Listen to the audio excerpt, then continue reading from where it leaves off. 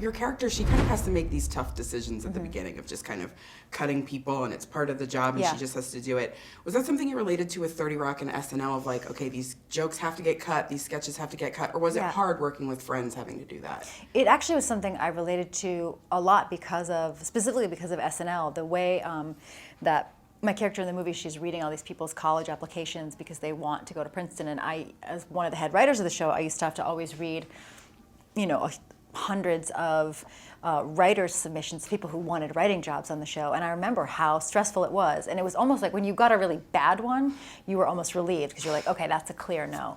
And the worst would be when you get like, okay, I've got 5 people here, I think they all could do it. What one person's life are we going to change? And it's a really daunting position to be in. Your character gives the advice of the secret to getting in is there is no secret. But to comedy, like young comedy writers ask you that all the time. Yeah, what's the secret? Yeah, I mean, people ask for advice, people who want to get into comedy. I always tell them to go to Chicago or and go to like Improv Olympic or Second City or go to UCB here in New York. Yeah.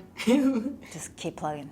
So you and Michael Sheen are again playing a couple that don't quite work out. It's meant to not be. But you finally got to work with Paul in the movie. I know, I can't believe I never really I had like met Paul very briefly, and we have so many friends in common, and it was, he's the worst. I know. He's awful to be around. To look at.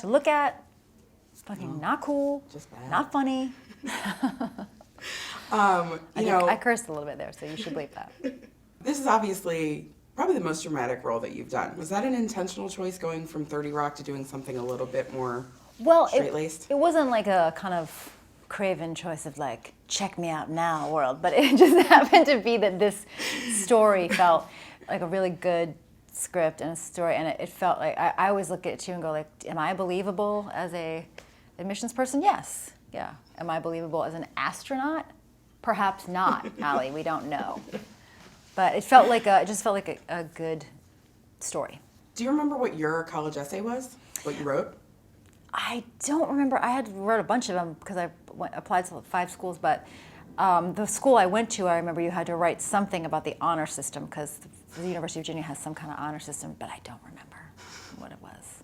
And it's funny to think, there's comedy kids that grow up on like Monty Python and The Simpsons, and 30 Rock is that for a whole generation of kids. What's that like? I would love that if there were a generation of nerds coming up that watched 30 Rock, if they watched it the way that I watched Monty Python or SNL or SCTV, that would be the whole reason for doing it right there. Yeah.